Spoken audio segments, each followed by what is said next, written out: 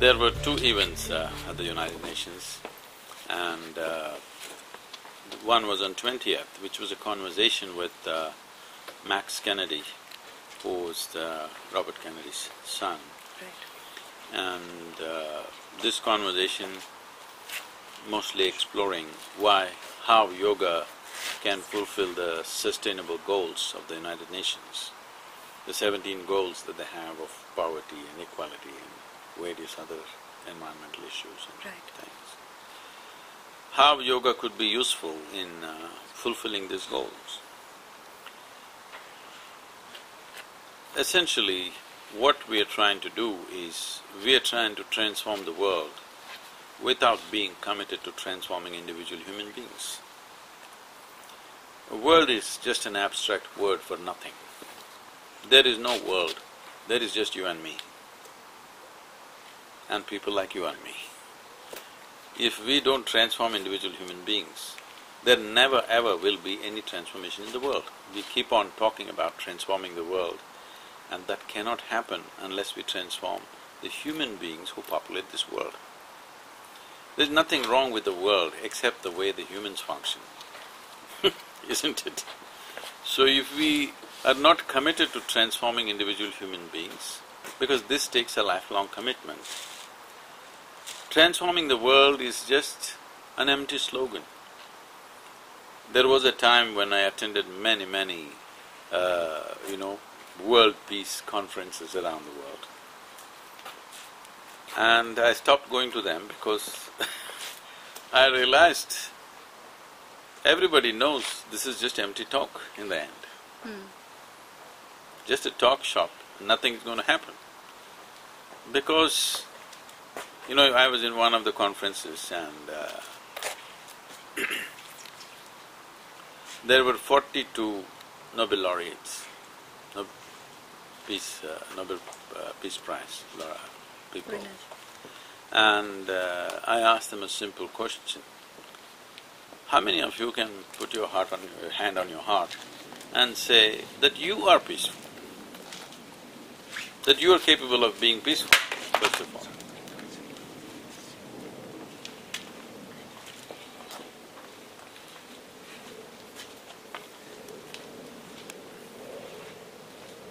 And they were sincere enough to admit that they're not capable of being peaceful.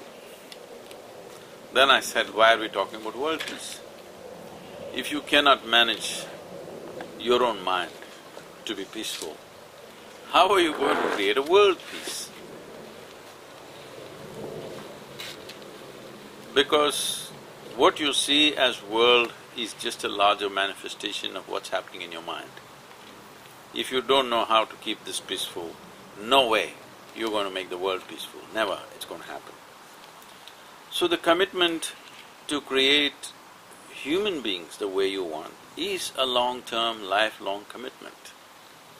But people want to be done with world peace by shouting a slogan on the World Peace Day. There's one day for that. So the main theme of the United Nations conversation was how we could use yoga as a tool of transformation for individual people. And are we willing to create the necessary execution process to transform individual human beings? See, today, all of us have a toothbrush of our own, yes? Suppose London city had 1,000 toothbrushes only, and you had to go there every day in the morning to get brushed because it's a public toothbrush. How many of you would brush teeth every day? Probably you would do it once in a month because you stand in line to get brushed. And this was the situation some time ago. It was common, by the time you reach 50, half the people lost their teeth. But today, oral hygiene is managed because the tools for keeping your teeth clean are in your hands. This needs to happen to the world. Tools for self-transformation should not be in the hands of a guru or an organization or some other authority. It must be in the hands of every individual human being. We must make sure every child before he is 8, 10 years of age, he or she is before 10 years of age, they must know something about how to transform their interiority. It's a tragedy in the world that people are 50, 60 years of age, they still don't know how to manage their thought and emotion. Two basic faculties of being human. 60 years you lived here and you don't know how to manage your thought and emotion, this means you know nothing about your existence, all right? And you're expecting these people to create a peaceful world. Such things won't happen. We will just go on talking about it, spending money on it, nothing will happen. If we are committed to bring this, we have to make sure by the time children reach 10 years of age, they have some tools of self-transformation. As everybody knows how to use a toothbrush, they must know how to use something, a subjective tool, to bring peace and well-being for themselves. If you create peaceful human beings, there'll be a peaceful world. If you create healthy human beings, there'll be a healthy world. If you create sensible human beings, there'll be a sensible world. But you want to create a sensible world without creating sensible human beings? You want to create a healthy world without creating healthy human beings? How is this possible? So, we are trying to link how the tools of yoga, which are actually tools for self-transformation, can be made part of the sustainable development goals that United Nations has. What was the reaction from the audience that you were speaking to? Oh, it was extremely well received. It was for the first time something like this has been spoken in the UN halls, and the response was phenomenal. And the next day when we… after this event, next day when we conducted the yoga session,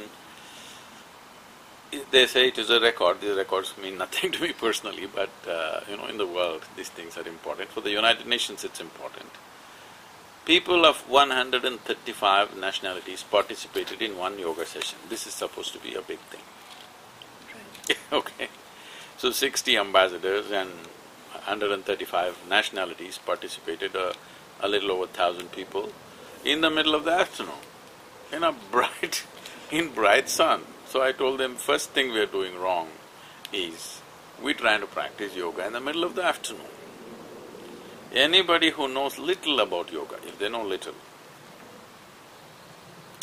you would know, always classical yoga said, it's like this, 30 degrees, either in terms of sunrise or sunset, sun should be always 30 degrees below, within 30 degrees from the horizon. After he rises here, you should never practice yoga. There are many scientific reasons for this. Okay. But they want me to teach yoga at 1:30 in the afternoon, lunch hour. I said, I won't teach yoga because it's fundamentally wrong. I'm not going to do that to the United Nations. So we taught them what is called as Upa Yoga, Okay. which is pre-yoga. This you can do any time of the day. From following on from your answer to the first question, are you optimistic that the UN is committed to seeing your plan of action? Will you be involved with them long term, or do you think this is a one-off, that you've started the process, it's for others to carry on? United Nations is a huge setup, but this International Yoga Day, which was mooted by our Prime Minister and taken up by over 176 nations or something, they're telling me this is a record again. Never before United Nations has come together, 176 countries have come together to agree upon anything in the history of United Nations. On one thing they agreed, they all know that something is needed to transform human beings, Right. to bring health, well-being, focus. We need some system, and they all recognize the most or the only non-divisive system is yoga. This is a system which has lived for over 15,000 years without any kind of organization promoting it. Never in the history of humanity it so happened that somebody put a sword to your throat and said, you must do yoga, otherwise you shall die. Okay? Never it's been forced upon people. But even today, after 15,000 years, the longest living phenomena, today over 2 billion people are practicing some form of yoga. So this has happened because of the sheer efficacy of it, because it simply works. And I have raised a little bit of controversy in India because I said in United Nations, yoga is not an Indian thing. Okay. If yoga is Indian, then gravity may become European, not British. You hated it. So, a science which could have been discovered in a certain part of the world will not become theirs. It's India's gift to the world, but it cannot be Indian. So in India there's been lots of reaction, people saying, what kind of a guru did we send to UN? He's saying yoga is not Indian, it is ours. If really… I don't know how so many people have become more Indian than me. If I walk into a room full of people, I'm the only one who's dressed Indian, who eats Indian, and as Indian as you can be. But they think they are more Indian than me.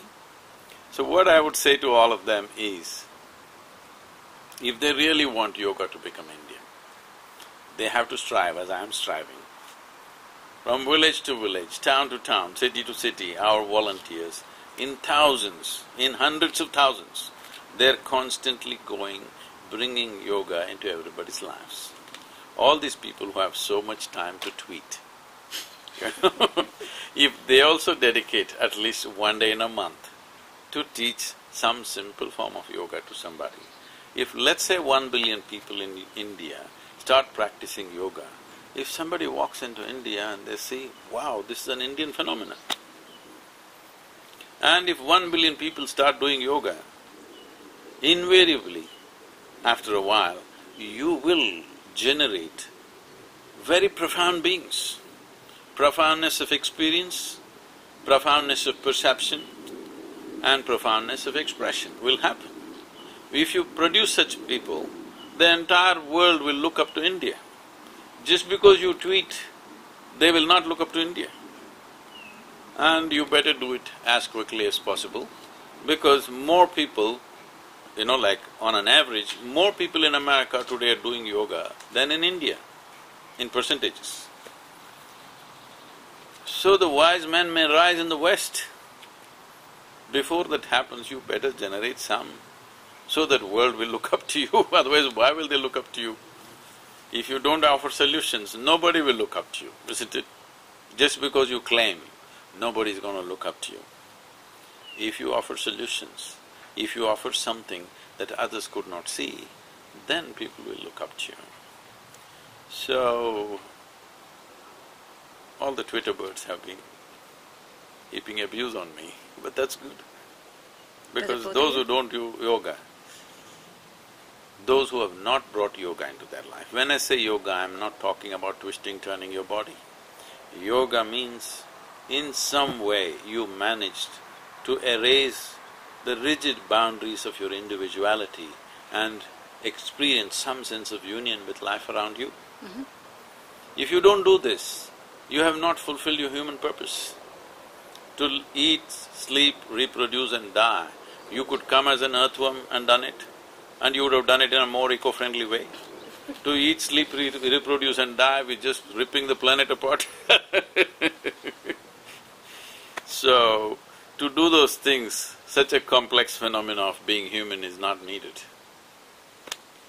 I want to go back also to your point about teaching young, catching them young, and you said… No, I'm not talking of catching them young. Okay. I'm talking about liberating them young. Liberating them young.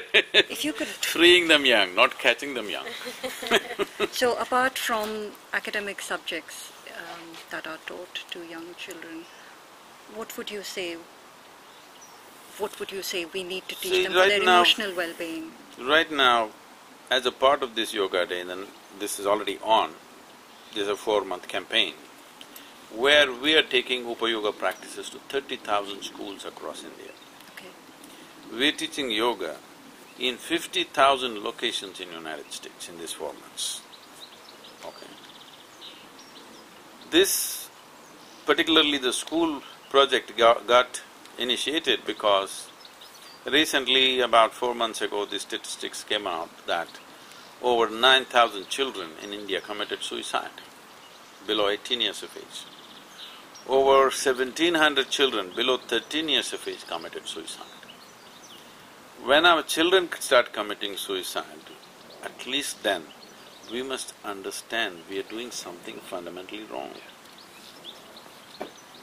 Children want to take their own life. What does it mean? It means we have not figured what is life, isn't it? We're doing something very fundamentally wrong. So we took up this and now we're touching 30,000 schools. That looks like a big number, but that is still a drop in the ocean. Our Prime Minister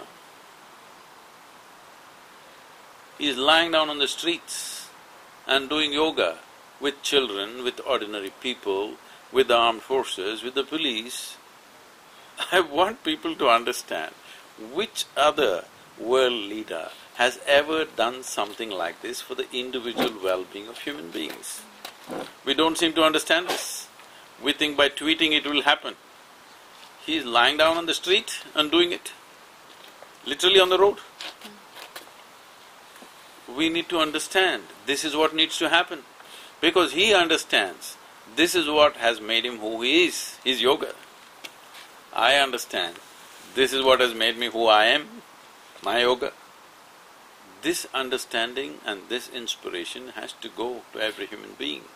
This is not some exercise. This is not about twisting and turning. This is about understand the mechanics of life. If you don't understand the fundamental mechanics of life, if you don't have a grasp over it, you will live accidentally. When you live accidentally, anxiety is a natural existence for you. Even doctors are saying this, anxiety is normal. Anxiety is not normal, it is the consequence of a sick mind. But majority have become like that, so they are right because we're democratic. Tell us what inner engineering is about, if you could elaborate, please. Why would we engineer something, tell me? We could sit under a tree and live. Why do we engineer this house? Because we want our surroundings the way we want it, isn't it? That's the reason why we engineer everything.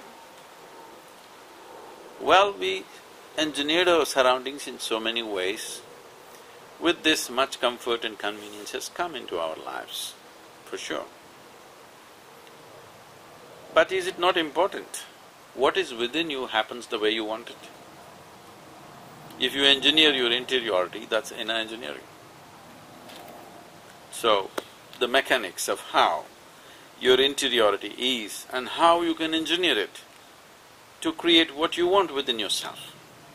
Because if even you are not happening the way you want, then this is a lost case, isn't it? Other people will never happen your way. Nobody ever will. You will never find one person in this entire world who will happen 100% the way you want them. Or are you still such a hopeless romantic? You're still hoping one day somebody will come who will be 100% your way? Believe me, I've lived here long enough. Nobody will happen 100% your way.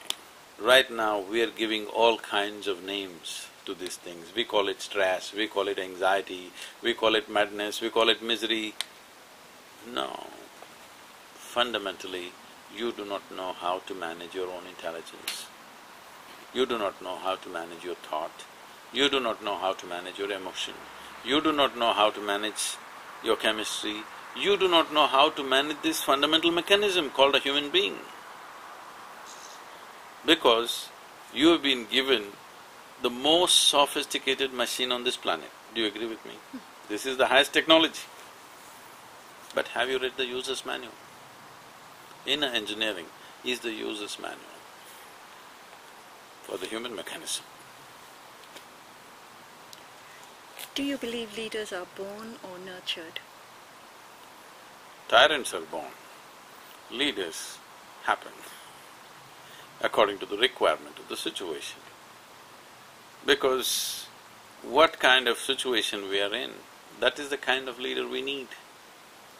Set idea of leaders have always produced tyrants.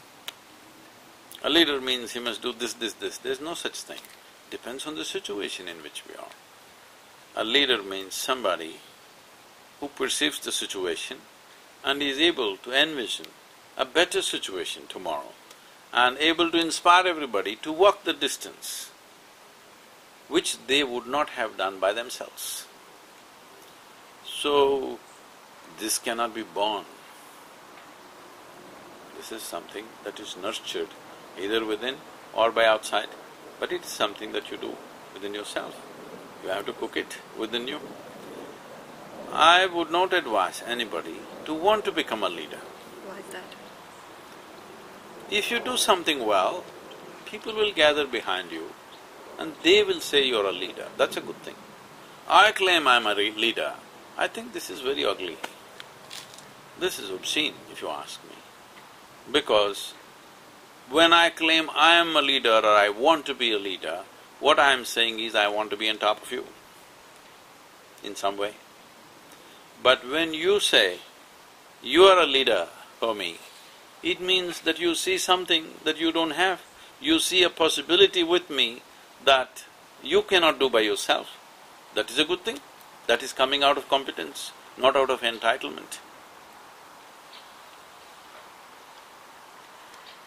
I want to speak to you, I read about the fact that you worked with an English football team.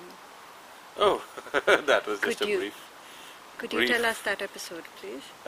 You watched them play and then you spoke to them and then they went on to win the next game, if you could… I can't claim they played well. What was that experience like? Who did you watch? I don't think it was a very official engagement like that. It was just because the physio of the team was involved with us and he thought we could make a difference, and some of the players and others went through the programs and they did perform a little better. And… Were they receptive to your ideas? Was there any… I have no ideas, that's a… To what you had to say? That's the worst thing and best thing about me, is I don't have any idea about anything. Because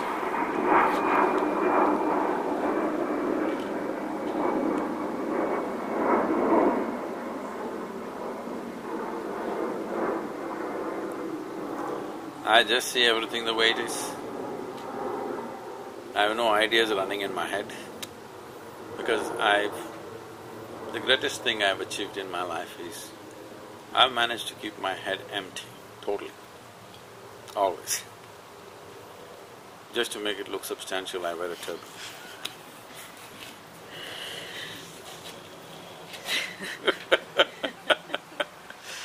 Because all you need to do is with your mind.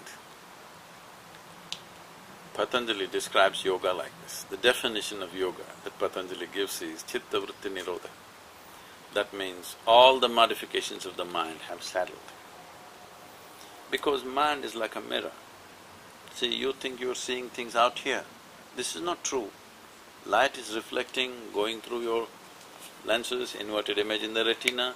It is on the firmament of your mind that you're seeing everything. You're not seeing me here. You're seeing me in your mind, isn't it? You see the entire world this way. If you have a mirror, it is important that you have a flat mirror. If you have a little wonky mirror, you will see all kinds of things which are not true. And it's also important that your mirror has no memory. If your mirror had memory, you wouldn't be able to see it. It would be a useless thing.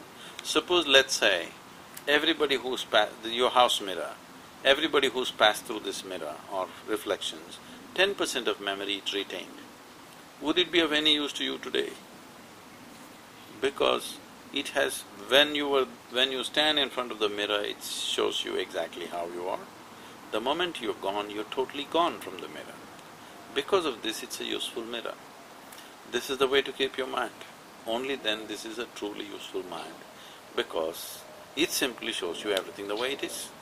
If you see everything the way it is, you will naturally know how to navigate through life. You don't see things the way they are, then you have great ideas, I don't know what you will do with it.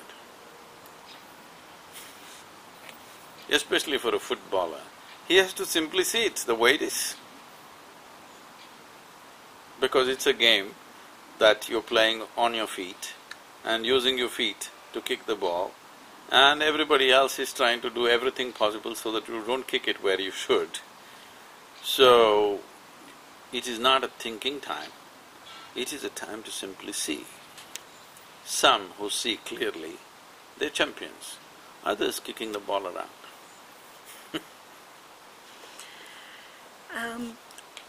Would you say that success and happiness are mutually compatible? Isn't happiness a success? The question is, are you a successful life, or are you a successful journalist, or are you a successful doctor, or are you a successful something else? Or are you fundamentally a successful human being? If you're a successful human being, you look at the nature of your activity, everything that you're doing is actually in pursuit of happiness, isn't it? No, I want to create this, I want to create that, because right now your happiness depends on that in some way. If I teach you a way where you can be joyful by your own nature, and then you do whatever you do, would that be a success for you as a life, as a human being? Yes.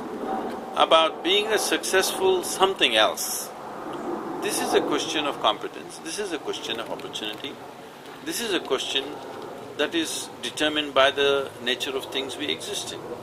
Suppose you're a doctor and nobody is sick in the world, how will you be a successful doctor? If I'm successful, your doctoring will be useless, because if everybody gets healthy by themselves, then how will you be a successful doctor? But you can still be a successful human being, isn't it? Because after all, you're doing everything in pursuit of your well-being. If you're not well, how are you successful? So, it is not that they are mutually connected, it is just that, first things first, if you know how to be joyful by your own nature, it is a scientific fact that when you are in a pleasant state of experience, your body and your mind functions at its best. If you want to be successful in the world, fundamentally it is about harnessing the prowess of your body and your mind. If these two things are not working properly, how are you going to be successful in the world? In the world of lame, you may walk a little faster. I don't think this is a great success. Among people who don't have legs, if you take 2 steps, it's a big success. That is not success. That is enjoying other people's incapabilities, which is, I think, is sickness. You enjoying that you're better than somebody is a certain kind of sickness. You enjoying your existence for who you are is a fantastic thing. Every life does this and every life must do it. That remains the ultimate pursuit, isn't it? It is not the ultimate pursuit. Being joyful is not the ultimate pursuit. What is? It's a most fundamental requirement. If you want to live a sensible life, at least you must be peaceful and joyful, isn't it? The Isha Foundation runs projects that help underprivileged people. Do you find it that it's difficult to persuade people to give their time or money for good causes, or does it come naturally to them, you would say? Nothing comes naturally. Money is always a problem. Because my problem is, if you give me £1,000, I have a £10,000 plan. If you give me £10,000, I have a £100,000 plan. If you give me £100,000 plan, I have a £100 million plan. So money is always a problem for me. Because what needs to be done in the world, unfortunately, is so big. I wish it was not, but unfortunately it is. Fundamental things, I'm not talking about providing great things to people. fundamental things like nourishment, health, education, ecological necessities, these things are still not taken care of for half the people on the planet. So, because the problem is so big, how much ever people do, people have done wonderfully well around us. They've contributed immensely, both in terms of money, time, energies, their lives. They put their entire lives. All our lives are 7 days a week. There is no, thank God it's Friday for us. Friday means it gets super busy, okay? So it's 365 days on, many of them fully dedicated, okay? If many of them chose even not to get married, those who married chose not to have children, because they want to give their entire time to making something happen. But if you do all this, still it's just a drop in the ocean, unfortunately, because the problem is so immense. Only if you somehow manage to put your humanity to sleep, if you manage to put your humanity to sleep, you cannot look at it and go on thinking everything is fine. If your humanity is on, if you have a beating humanity, if you look around, there is too much problem, unfortunately. So, do you ever get enough money and enough support? No. How much ever you get, it's not enough. People think our work is immense. I think it's just a drop in the ocean, and it is, actually. You spoke about the scale of the problem. When you see it, do you despair or are you optimistic that things will improve? Do I look like somebody who's in despair? No, no, I mean you realize the scale of it. Yes. I don't believe that if there is a problem, I should also become a problem. I should be a solution, Right. isn't it? So if I am desperate, am I also a problem? So, I've done this much to myself, and this is what I'm teaching everybody. When it comes to the world will never be 100% the way you want it. You can strive to create it, which we are. But at least you can create one human being the way you want, that is this one. So, my ability to be who I am is not dependent upon how well our work is going or not going. I'm made like this.